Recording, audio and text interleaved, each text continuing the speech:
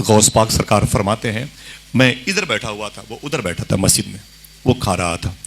غوث پاک فرماتے ہیں مجھے بھوک اتنی زیادہ لگی تھی، جب وہ لقمہ اٹھا کے اپنے منہ میں ڈالنا چاہتا تھا تو بھوک کی وجہ سے منہ میرا کھل جایا کرتا تھا، اتنی بھوک مجھے لگی تھی۔ اس نے مجھے دیکھا، کہا اے مسافر ادھر ادھر تعال۔ تو غوث پاک فرماتے میں اٹھا، میں اٹھ کر کے اس کے پاس گیا، میں نے کہا بتائیں کیا بات ہے؟ اس نے کہا بھوکے ہو؟ میں نے کہا ہاں بھوکا ہوں۔ کہا کھا لو کھا لو کھا لو، یہ نہ میرا ہے نہ تیرا ہے، اسے کھا لو۔ سرکار غوث پاک فرماتے ہیں یہ میرا نہیں ہے، تیرا بھی نہیں ہے، تیرا نہیں ہے، میرا بھی نہیں ہے، کیا مطلب ہے؟ کس کا کھانا ہے؟ تم کون ہو؟ تو وہ کہتا ہے کہ اے مسافر میں بغداد کا نہیں ہوں، میں موصل کا نہیں ہوں، میں یہاں کا نہیں ہوں۔ بولے پھر تم کہاں کے ہو؟ بولے میں ایران کا رہنے والا ہوں۔ بولے ایران میں کہاں کے؟ غوث پاک فرماتے ایران میں کہاں کے ہو؟ مشہد کے ہو، تہران کے ہو، جام کے ہو، شیراز کے ہو، سمنان کے ہو، سنجر کے ہو، اصفہان کے، ایران میں کہاں کے رہنے والے ہو؟ دیکھنا کتنے لوگ سبحان اللہ کہتے ہیں۔ اس نے کہا اے مسافر میں اصفہان کا نہیں ہوں، میں سنجر و سمنان کا نہیں، میں جیلان کا رہنے والا ہوں۔ جیلان میرے شیخ کی پیدائش کے شہر کا نام ہے۔ غوث پاک نے اپنے شہر کا نام سنا، تڑپ گئے، اور تم جیلانی ہو؟ اس نے کہا بھائی تم جیلانی ہو؟ بولے ہاں ہاں میں جیلانی ہوں۔ بولے یہاں کیسے آ گئے؟ اس نے کہا اے مسافر میں بزنس کے لیے بغداد آ رہا تھا، تو میرے محلے میں ایک شریفوں کا خاندان رہتا ہے، میرے محلوں میں حسن حسین کے بیٹوں کا ایک مکان ہے، ایک قبیلہ آباد ہے۔ بولے پھر؟ بولے اس خاندان میں ایک بوڑھی عورت رہتی ہے، اللہ اللہ، اس خاندان میں ایک بوڑھی عورت رہتی ہے۔ اے مسافر سن، پورے جیلان والوں کی جب دعائیں کبھی قبول نہیں ہوتی ہیں تو اس بوڑھی عورت کے قدم کی مٹی اٹھا کے دعا کی جاتی ہے، اللہ دعائیں قبول کر لیتا ہے۔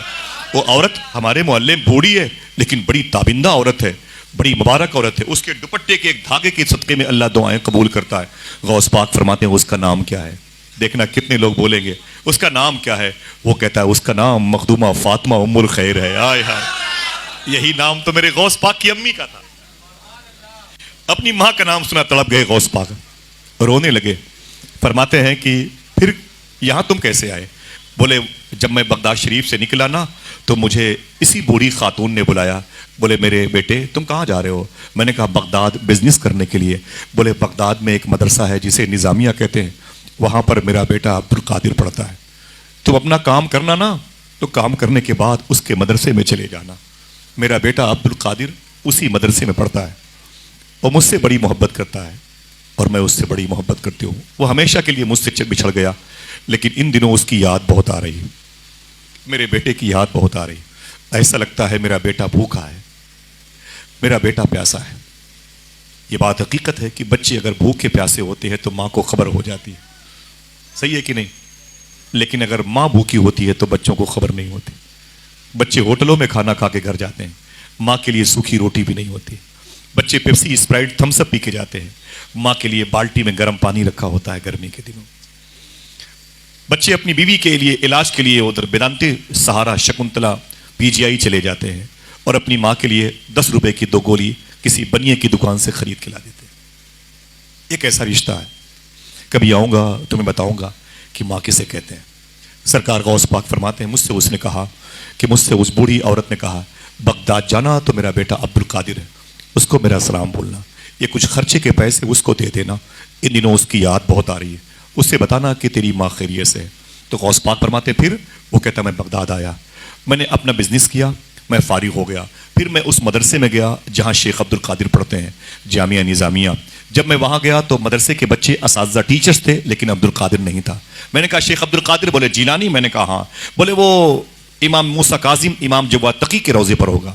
بولے میں وہاں پر گیا، بولے سب ملے عبد القادر نہ ملا۔ کسی نے کہا قریب میں امام اعظم ابو حنیفہ کی بارگاہ ہے، بولے سب ملے عبد القادر نہ ملا۔ کسی نے کہا کرکوک سلیمانیہ موصل کردستان کی طرف ہوگا، یونس علیہ السلام کی بارگاہ، بولے سب ملے عبد القادر نہ ملا۔ کسی نے کہا نجف میں مولا علی کے روضے پر ہوگا، بولے وہاں گیا سب ملے عبد القادر نہ ملا۔ کسی نے کہا کربلا میں حسین و عباس کے پاس ہوگا، بولے وہاں گیا عبد القادر نہ ملا۔ تو کسی نے کہا تھا عبد القادر مدائن کے جنگلوں میں گم ہو گیا، وہی گم ہو گیا ہے، اس کی عقل معوف ہو گئی، معاذ اللہ اس کی عقل خراب ہو گئی، عبد القادر شاید انتقال کر گیا۔ کہا پھر میں نے عبد القادر کو ڈھونڈتے ڈھونڈتے تھک گیا، میرے اپنے پیسے ختم ہو گئے۔ بولے پھر؟ بولے اب جو پیسے میرے پاس اس کی ماں نے دیے تھے ان پیسوں سے خرید کر میں نے کھانا شروع کر دیا۔ उन्हीं पैसों का ये खाना है जो अभी मैंने तेरे सामने रखे देखे, इसीलिए मैंने तुझसे कहा इसे खा ले, न मेरा है न तेरा है। इतना सुनना था, गौस पाक बहुत रोए, इतना रोए आंखों से आंसू निकले। उसने कहा, ए मुसाफिर तू रोता क्यों है? गौस पाक फरमाते हैं, ए मुसाफिर सुन, जीलान से आने वाले, जिस अब्दुल कादिर को तू ढूंढ रहा है वो मैं हूं, जिसके लिए तूने इतनी दिक्कतों का सामना करना पड़ा तुझे, वो मैं हूं। उसने कहा, तुम जिलानी अब्दुल कादिर हो? फरमाया, मैं हूं। कहा, वो तेरे बाप का नाम शेख मूसा जंगी दोस्त है? फरमाया, हाँ। तेरी माँ का नाम फातिमा उम्मुल खैर? कहा, हाँ। कहा, तेरे दादा अब्दुल्ला जिलानी? फरमाया, हाँ। कहा, तेरी पुप्पू आयशा? फरमाया, हाँ। ये मेरे घर के लोग हैं, ये मेरी माँ है। वो लिपट गया। उसने कहा, अरे अब्दुल कादिर तू बड़ा खुशकिस्मत है, तुझे उस माँ का शिकम मिला जिसके नाम के सदके में अल्लाह दुआएं कबूल करता है। तो उस शरीफों के खानदान का है, शुरफा के खानदान का, तू हसनी हुसैनी लाल है। मैंने कहा, हाँ। ये बता मेरी माँ कैसी है? मेरी माँ कैसी है? उसने कहा, अब्दुल कादिर तेरी माँ ठीक है, ज़ोफ है, बुढ़ापा है, लेकिन तेरी माँ ठीक है। गौस पाक फरमाते, मुझे उसने पैसे दिए, कल यहाँ क्या होगा, लंगर बटेगा। क्यों? क्या इदरीस साहब के पास पैसे फालतू हैं कि हमें और आपको खिलाएंगे? उनके घर में कोई खाने वाला नहीं है, उनके बच्चे नहीं है, घर की बीवियां, उनके बच्चों के बीवियां नहीं है, क्या जरूरत है सब करने की? लेकिन ऐ दोस्तों सुनो, हुजूर गौसे आजम से किसी ने पूछा था कि ऐ शेख अब्दुल कादिर, सबसे बड़ी नेकी किसे कहते हैं? सवाल समझ गए? सबसे बड़ी, ना ऊंची बोले, सबसे बड़ी, हाथों को उठाएं पहले, सबसे बड़ी, सवाल समझो फिर जवाब समझोगे, सबसे बड़ी नेकी किसे कहते हैं? गौस पाक ने जुमला इरशाद फरमाया था, मैंने नेकियों की फाइल उलट पलट के देखी, लेकिन सबसे बड़ी नेकी अल्लाह की बारगाह में जो मुझे मिली है वो ये है, पब्लिक को खाना खिला दिया जाए। हाय हाय, जरा मोहब्बत से कह दो सुभान अल्लाह। भूखों को खाना खिला दिया जाए, मुसाफिरों को खाना खिला दिया जाए, अपने घर में नमाजियों को बुला के चाय पिला। नेकियों, यही जुमला गौस पाक के लंगर खाने पे लिखा हुआ है। सुभान अल्लाह कह दे। मैंने नेकियों की फाइल उलट पलट के देखी, सबसे बड़ी नेकी अल्लाह की बारगाह में मखलूक पब्लिक को खाना खिलाने वाली नेकी, यही वो अमल था जिसने उभारा। और फिर कल इंशाअल्लाह गरीबों की शिकम परवरी का इंतजाम होगा और गौस पाक का लंगर होगा। तो सूफी सुल्तान फरमाते, कोई आए चाहे ना आए, गौस पाक का नुमाइंदा जरूर आता है। जरा मोहब्बत से कह दो सुभान अल्लाह। मैं अपनी बहनों से गुजारिश करूंगा, अपनी माओं से, अपनी बेटियों से, हर जुमेरात को गौस पाक की नियाज किया करें। दिल से बोले इंशाअल्लाह, हर जुमेरात को गौस पाक की नियाज किया करें, ठीक है? अपने हाथों से बावजू बनाया करें और अपने हाथों से ही फातिहा किया करें। किसी इमाम और मौज़िन को तकलीफ ना दें, आप अपने घरों में खुश रहें, बावजू नियाज करें, पर्दों में इतर लगाएं, मुसल्लों में सजदा करने की जगह पे इतर लगाएं, अपने सब बाल बच्चों को लेकर के जो रब ने दिया, बहनों को, घर के ससुर, सबको लेकर के आप बैठें और फिर हुजूर गौस पाक को याद करके नियाज करें। कुछ नहीं आता, 11 मरतबे सूरह फातिहा, 3 मरतबे सूरह अलहम्द शरीफ, सूरह फातिहा ये पढ़ करके, सूरह कुल वल्लाहु अहद शरीफ, सूरह इखलास और सूरह फातिहा 11 और 3 मरतबे पढ़ करके अपने हाथों को उठा दें। गौस पाक सब जानते हैं और कुछ करने की जरूरत नहीं। इंशाअल्लाह बड़े पीर की निगाह तुम्हारे घरों की तरफ रहेगी, इंशाअल्लाह कह दें। मैं बहुत थोड़ा सा चावल गौस पाक के लंगर खाने का लेके आया था, उबैद भाई मेरे बड़े भाई, मैं उनको दिया था। इंशाअल्लाह आऊँगा तो सबको गौस पाक के लंगर खाने का चावल दूंगा इंशाअल्लाह, ठीक है? और नहीं 2-3 दिन के बाद अब मेरे घर पे बगदाद के मेहमान आने वाले हैं, अभी भी वो आराम कर रहे हैं घर पे, पूरी फैमिली है, सैयदानियाँ हैं, वो आने वाले हैं। तो आप मेरे घर पे आइएगा तो इंशाल्लाह मैं सबको दूंगा, ठीक है? इंशाल्लाह, ठीक है? सरकार गौसे आजम फरमाते मुझे वो पैसे दिए, उसने कहा ये पैसे लो, मिसाल के तौर पर तुम्हारी माँ ने मुझे 500 रुपए दिए थे, 100 तो खर्चे हो गए, बचे कितने? 400, ये 400 बचे, इसे ले लो। गौस पाक फरमाते मैंने उसमें से कुछ पैसे निकाल के किराए के नाम पे उसे दिए। मैंने कहा जाना तो मेरी माँ को सलाम बोलना, कहना तेरा बेटा अब्दुल कादिर अपनी राह में मस्त मगन है, इश्क की मंजिल तय कर रहा है, ऐ मेरी माँ दुआ कर अल्लाह मुझे आशिक बना दे। मैं भूखा जरूर हूं लेकिन अल्लाह के नाम की बरकतों ने मुझे जिंदा रखा है, अल्लाह के नाम का फैजान मुझे जिंदा रखा है, मैं बड़ी मेहनतें कर रहा हूं, बेइज़्निल्लाह मेरी माँ से कहना तेरी दुआ की जरूरत है। माँ अगर इंतकाल कर जाए तो उसकी कब्रों पर जाया करो इंशाअल्लाह। माँ अगर जिंदा हो तो वादा कीजिए जब भी घर से निकला करे अपनी माँ का हाथ चूम के निकला करें। कितने लोग ऐसा करेंगे इंशाअल्लाह? इंशाअल्लाह बोलें, माँ बाप के हाथ चूम के निकला करें। यही वो नेमतें हैं जिसके बारे में जितनी तारीफ की जाए, जितनी बातें बताई जाए वो कम है। ये एहसास उस वक्त होता है जब ये नेमतें घर से चली जाती हैं हमेशा के लिए। सरकार गौसे आजम के पास जितने पैसे आए खर्चे के लिए, मालूम है क्या किया? उसी किसी बैंक में जमा नहीं किया, किसी उस्ताद को नहीं दिए, हुजूर इसे रखे रहें, 10-10 रुपए हर महीने लेंगे और मुझे खर्चे के लिए दीजिएगा। हुजूर गौस पाक उन पैसों को लेके बगदाद की मंडी में आए, होटलों से खाना खरीदा, فروٹس خریدے، میوہ کی چیزیں خریدی، اور پھر غلام نوکر چاکر کو بلا لیے، ٹھیلے بلا لیے، اور کہیں ٹھیلوں پر، کہیں لوگوں کی پیٹھ پر، کہیں پہ سروں پہ رکھ کے کھانا پورے پیسے کا لدوایا اور پورے بغداد کے فقیروں میں بانٹنے لگے، بغداد کے سائلوں کو دینے لگے، بغداد کے بھوکوں کو کھلانے لگے، اور پورے پیسے سے بغداد میں لوگوں کو کھانا کھلایا۔ ایک دوست سے ملاقات ہو گئی، اس نے کہا شیخ عبد القادر یہ کیا بات ہے، کل تو بھوکے تھے، آج لنگر چل رہا ہے؟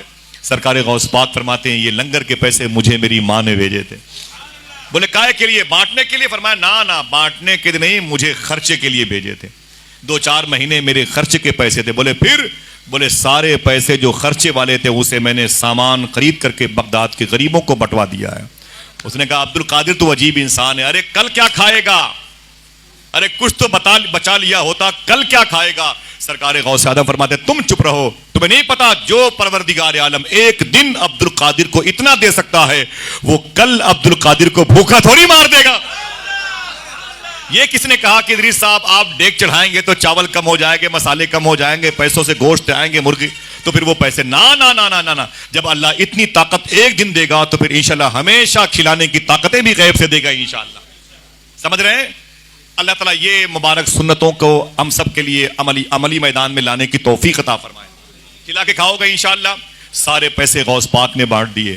غوث پاک درجے محبوبیت سے نکل کر کے درجے عشق تک آ گئے۔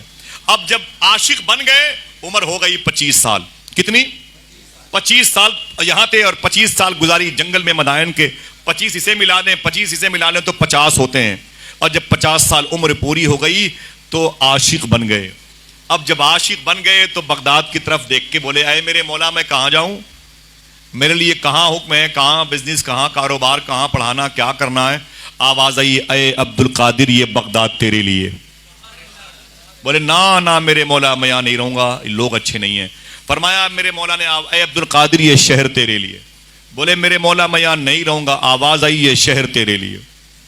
بولے میرے مولا مجھے یہ شہر پسند نہیں ہے، یہاں اوباش ٹپوری قسم کے لوگ رہتے ہیں، نشہ خور بہت ہیں، حلال اور حرام کی تمیز نہیں ہے، عورتوں میں بے پردگی ہے، مردوں میں تعیش پرستی ہے، میں اس شہر میں نہیں رہوں گا۔ آواز آئی تجھے اسی شہر میں رہنا ہے، تجھے اسی۔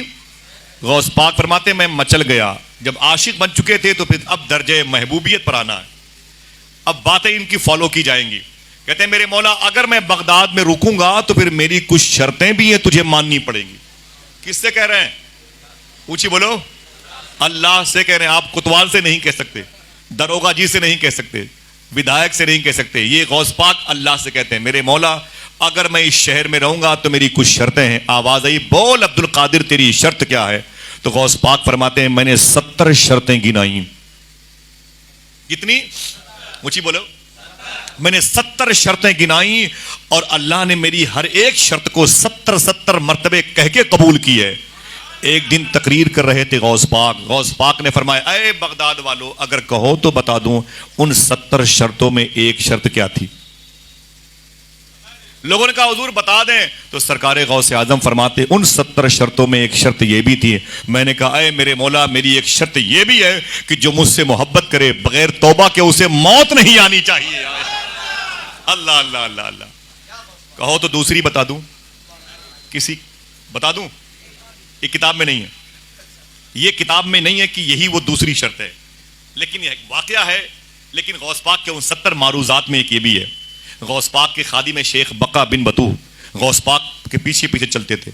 استاد شیخ حماد دباس کے روم میں آئے، اور جب روم میں آئے نا تو سرکار غوث اعظم کے استاد بیٹھے تھے، غوث پاک کھڑے ہو گئے، اور کھڑے ہو کر کے آپ نے ادب سے خطبہ پڑھا، اور خطبہ پڑھنے کے بعد تقریر شروع کر دی۔ اور جب تقریر شروع کی تو ٹاپک کیا تھا؟ نماز روزہ نہیں، موت قضا و قدر نہیں، معلوم ہے کیا ٹاپک تھا؟ اپنی ہی ذات۔ اے بغداد والو تمہیں پتا ہے عبد القادر کون ہے؟ اپنے ہی بارے میں غوث پاک نے بڑی باتیں کی، اور دیر تک کی۔ تقریر جب ختم ہوئی تو آپ کے استاد نے کہا عبد القادر ادھر آؤ۔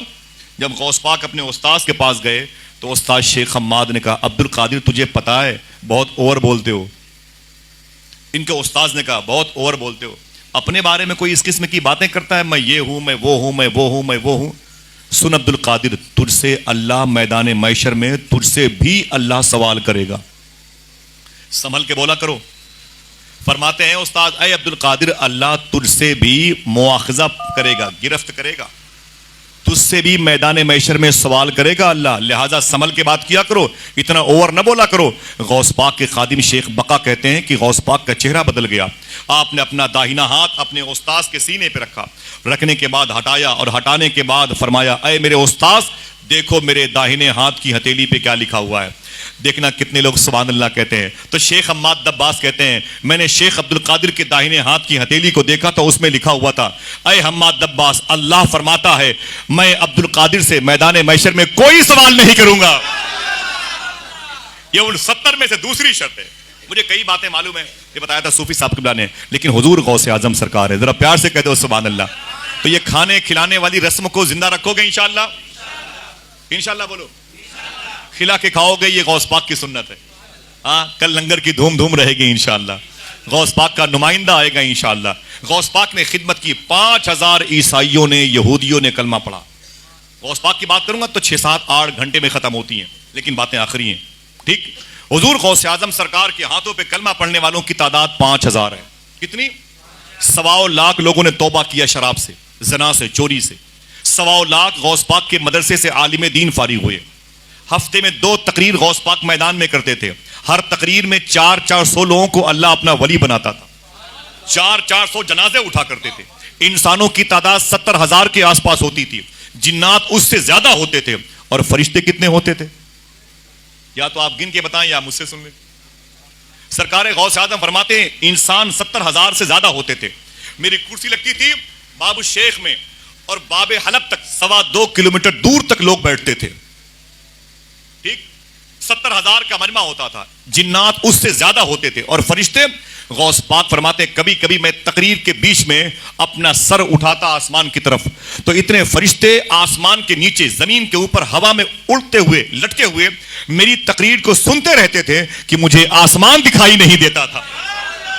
یہ غوث پاک کی تقریر سننے والے لوگ ہیں، ہر ولی آتے تھے۔ دیکھنا کتنے لوگ بولتے ہیں سبحان اللہ۔ غوث پاک کی تقریر سننے کے لیے ہر ولی آتا تھا، ولی ہی نہیں رسول بھی آتے تھے، رسول ہی نہیں رسولوں کے سردار بھی آتے تھے۔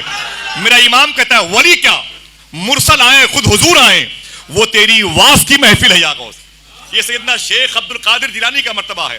ولیوں کی پوسٹنگ کرواتے ہیں خواجہ خضر، کیا نام ہے؟ خواجہ خضر، ولیوں کی پوسٹنگ کرواتے ہیں۔ وہ سینی کے قطب کو اٹھایا تو بھیج دیا مورت گنج، وہاں کے ابدال کو اٹھایا تو الہ آباد بھیج دیا، الہ آباد کے اوتاد کو اٹھایا تو کانپور بھیج دیا، وہاں کے مرزوب کو اٹھایا تو لکھنؤ بھیج دیا۔ خواجہ خضر ولیوں کی پوسٹنگ کرتے ہیں۔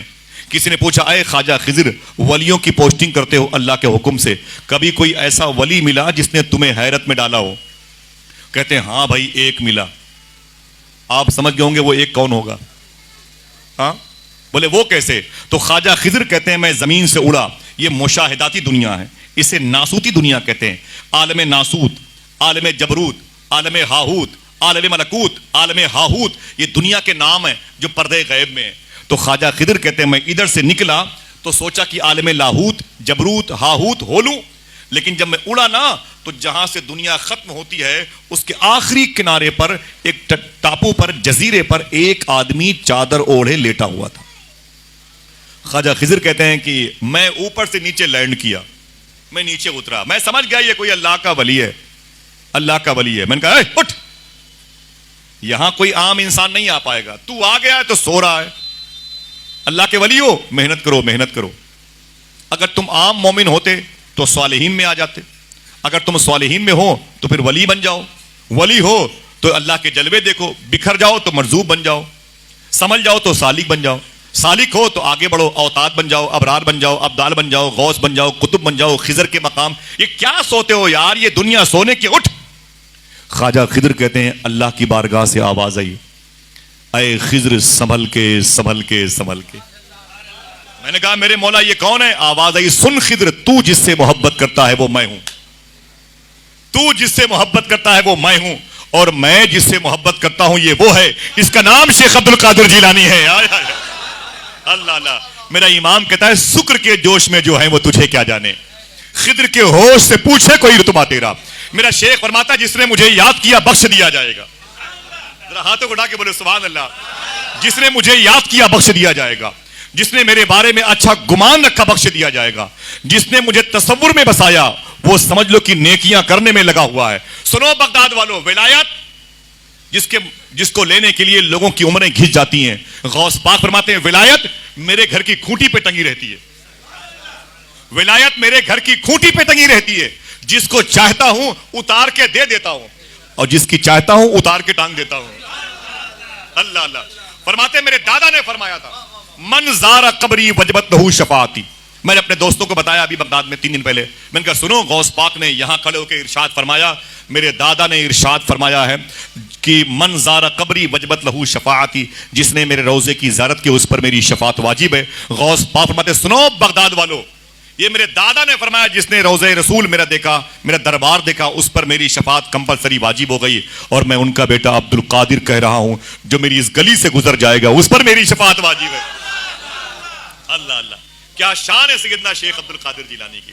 2005 میں انتقال کیے مفتی عبد الکریم بیاروی. بیارہ میں 1.5 لاکھ اولیاء لیٹے ہوئے ہیں، ایران کے بارڈر پر ہے، کرکوک کے قریب. یہ صدام حسین شہید کے مکانات کے آگے موصل کا علاقہ ہے بیارہ شریف. محدث عراق مفتی عبد الکریم بیاروی بہت بڑے بزرگ ہیں، ان کی مدار شریف پر مجھے وہ لے گئی تھی جن کا نام تھا فاطمہ خالہ. ان کی مدار پر مجھے لے گئی تھی. فاطمہ خالہ غوث پاک سے باتیں کرتی تھی، ایمبیسڈر ہاؤس میں سروس کرتی تھی بغداد شریف میں، عیسائی تھی. غوث پاک کے روزے کو دیکھا تو اسلام قبول کر لیا. تقریباً 30-35 سال وہاں خدمت کی، اور 2-3 سال پہلے ان کا انتقال ہوا ہے. مقبرے سکران میں لیٹی ہوئی ہیں. میں بغداد میں جاتا تھا، ان کی بڑی خدمت کرتا تھا. وہ مجھ سے کہتی تھی غوث پاک سے میں باتیں کرتی ہوں. بڑی مبارک خاتون تھی. مجھے لے گئی، بولے شیخ مفتی عبد الکریم بیارہ، یہ مزار شریف ہے، فاتحہ پڑھو.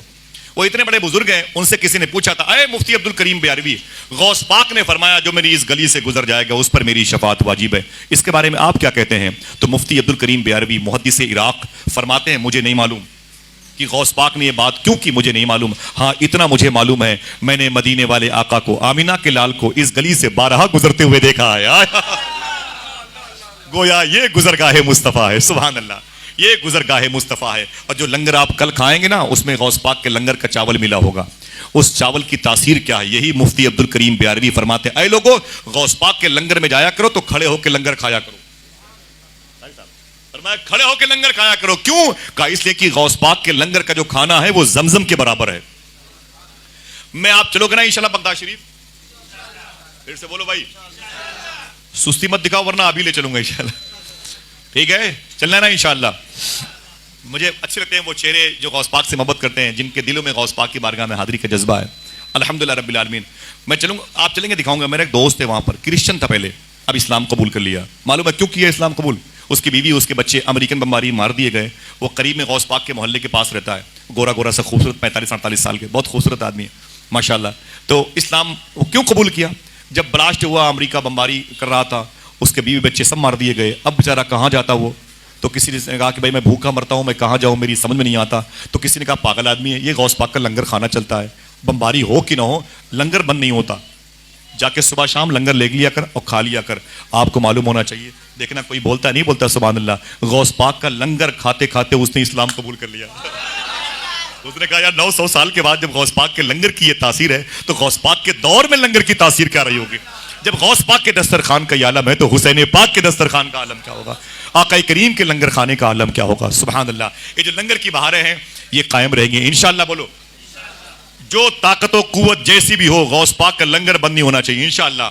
ہر خوشی کے موقع پر اور ہر غم کے موقع پر انشاءاللہ. بولو ہاتھوں کو اٹھا کے. 11ویں شریف کے مہینے میں اتنے دھوم سے لنگر کرو کہ ہر گھروں میں غوث پاک کا فیضان نظر آنے لگے. اگر طاقت قوت نہیں ہے تو 11ویں کے مہینے میں 25-50 روپے کی ٹافی ہی خرید کے محلے میں بٹوا دیا کرو. بچے پوچھیں یہ کیا ہے، کہنا کہ بغداد والے کی 11ویں مبارک ہو. یہ بہت مبارک عمل ہے اور اللہ تبارک و تعالیٰ اس کو قبول فرماتا ہے. یہ عمل ہونے سے پہلے قبول فرماتا ہے الحمدللہ. بہت ساری باتیں ہیں اسی لنگر کے حوالے سے. میں نے سوچا کہ بتاؤں آپ سے کہ غوث پاک بھوکے بھی رہتے تھے تو کھانا بھی کھلاتے تھے. ایسا لنگر چلایا 900 سال سے اب تک بند نہیں ہوا. اتنی بمباری ہوئی، 18 لاکھ مسلمان بغداد میں مارے گئے لیکن غوث پاک کا لنگر بند نہیں ہوا. 20-20 لاکھ روپے نذرانے کے غوث پاک کے پاس آتے تھے پر ڈے، لیکن سارے پیسے لنگر میں خرچ ہوتے تھے. یہی وجہ ہے کہ اجمیر شریف چلے جاؤ تو خواجہ صاحب کا روضہ بھی ہے، مسجد بھی ہے، لنگر بھی ہے. بولو بھائی بولو. سرکار صابر پاک کی بارگاہ میں چلے جاؤ تو صابر پاک کا روضہ بھی ہے، مسجد بھی ہے، لنگر بھی ہے. سرکار محبوب الہی میں چلے جاؤ تو مسجد بھی ہے، لنگر بھی چل رہا ہے ماشاءاللہ. ہے کہ نہیں. وارث پاک کی بارگاہ میں چلے جاؤ, وہاں بھی آستانہ بھی ہے, مسجد بھی ہے, لنگر بھی ہے. بریلی شریف میں چلے جاؤ تو اعلیٰ حضرت کی بارگاہ بھی ہے اور مسجد بھی ہے, سامنے تاج الشریعہ کا لنگر بھی چل رہا ہے. میرے آقا سرکار مخدوم سمنا کی چوکٹ پہ چلے جاؤ تو وہاں بھی آستانہ بھی ہے اور سب سے بڑا دواخانہ بھی ہے الحمدللہ, اور لنگر بھی چل رہا ہے. ایسے ہی عاشقوں کا گھر ہونا چاہیے. کوئی غریب گزرے تو اسے گزرنے مت دیجیے. دعا کرو اللہ ہم سب کو کھلانے والوں میں شامل فرمائے. اپنے بیوی بچوں کو سخی بنائیں. سخی جس کے ہاتھ لمبے ہوتے ہیں اللہ ان ہاتھوں کی دعائیں قبول کرتا ہے. یہ دکھا دکھا کے کھاؤ گے تو بیمار ہو جاؤ گے, کھلا کھلا کے کھاؤ گے تو انشاءاللہ بیماریاں دور کرنے والا کام اللہ آپ کو سونپ دے گا انشاءاللہ. کہہ دیں وَكُونُوا مَعَ الصَّادِقِينَ, جو سچوں کا سردار اسے شیخ عبد القادر جیلانی کہا جاتا ہے. میرے گھر میں 2-3 دن کے بعد انشاءاللہ امید ہے بغداد شریف کے کافی مہمان آنے والے ہیں, اور تاریخ اگر کنفرم ہوتی ہے میں بتاؤں گا عبید بھائی کو, تو آپ لوگ تشریف لائیے گا انشاءاللہ. کچھ تبرکات بھی میں دوں گا انشاءاللہ آپ سب کو. اور میرے پاس ابھی تو غوث پاک کی بارگاہ میں نہیں, میں تو امی کے لیے کچھ لایا تھا. آرام سے, کوئی بات نہیں ماشاءاللہ. وہ عائشہ فاطمہ کی ولادت کے موقع پر میں آیا ہوں, اور یہ ایک نقش مبارکہ ہے سرکار غوث پاک کی بارگاہ کا. یہ جو ہے نا